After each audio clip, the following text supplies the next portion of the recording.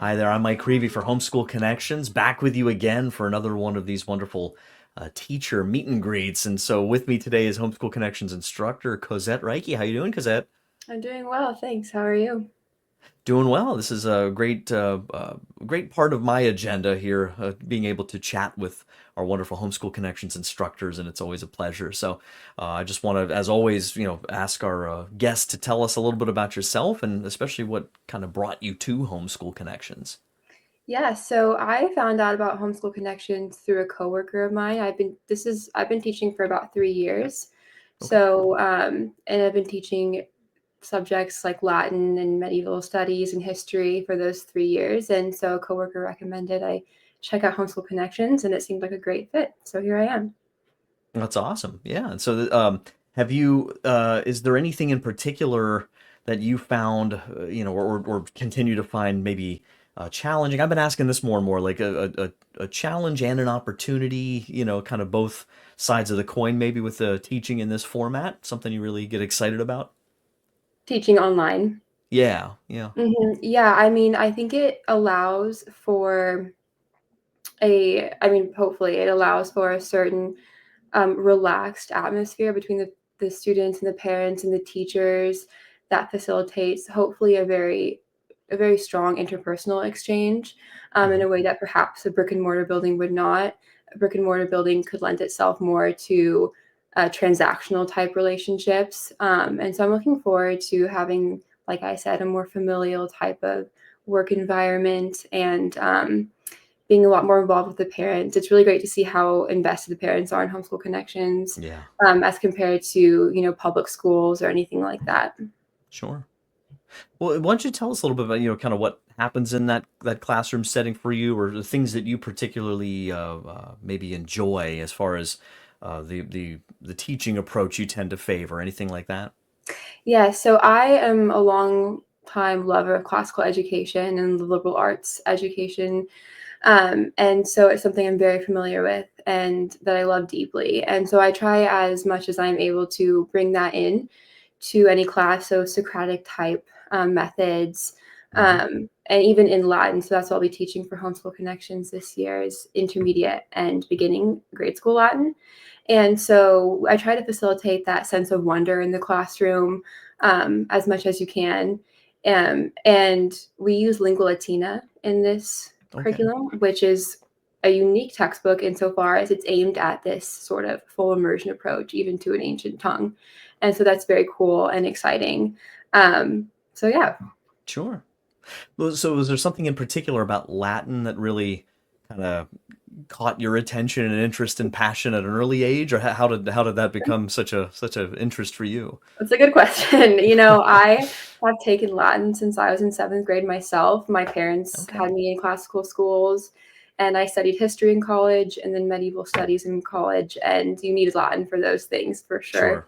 And it's something that I think I've become more fond of the older I've gotten. It's hard to Hmm. love an ancient language when you're, 12 or 13, but I found that not only is it beneficial for the English language as on its own, but it's also beneficial as the sacred tongue of the church. Hmm.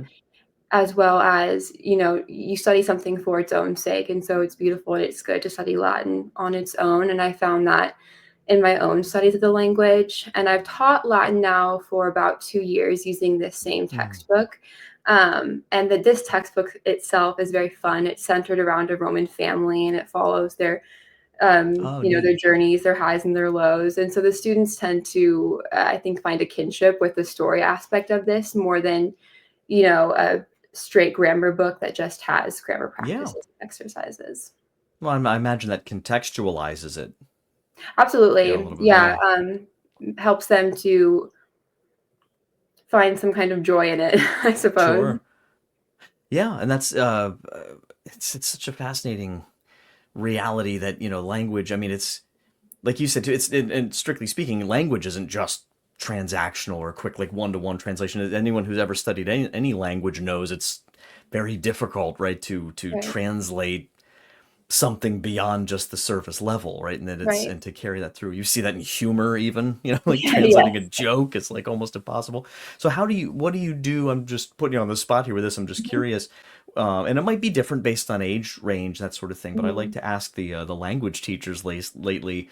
This is a new question. What do you tend to do when you might have a student who's maybe a little extra frustrated, or they feel kind of stuck? There's a particular thing they're having difficulty kind of grasping. Are there Yeah. certain things you tend to employ when that happens? Yeah, that's actually a good question as well. The great thing about Lingua Latina is that the way it's formatted is it's very conducive to native English speakers.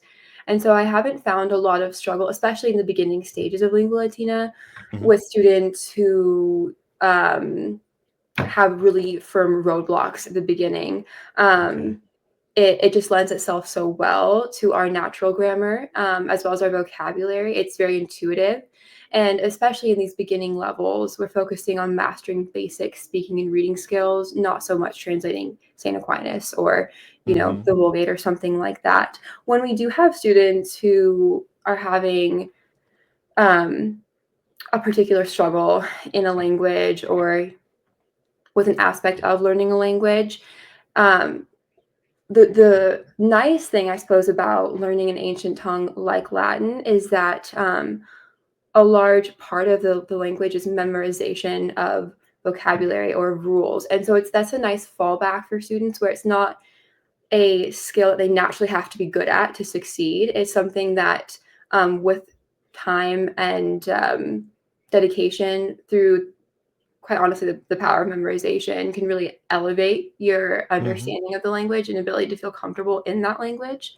But again, it's not something in Lingua Latina that is often a concern in the beginning stages, just because it is so Sure. intuitive to the young minds and how they think about language already. Yeah.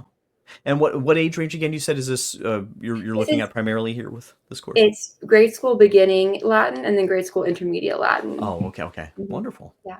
Yeah. Well, yeah. So this is great because I'm excited, as always, to try to get people. We want to give people a little taste, but we don't want to give them too much, right? We want them to Yeah. take the course. So how can people learn more? How can families get in touch with you? Any recommendations? Yeah, email is the best way to reach me, and then my email is my first name dot hsc at Hmm. homeschoolconnections.com and or at gmail.com, sorry. Hmm. And I think all the course information is on Caravel and the catalog, and it's all laid out well there. So that's the best way to read Great. about the course, and then you can of course contact me through email. Sure. All right. Well, Cosette, thank you so much for stopping by today and sharing Thank with you. us about your Homeschool Connections course. So yeah. Thank you. All right. Take care. God bless.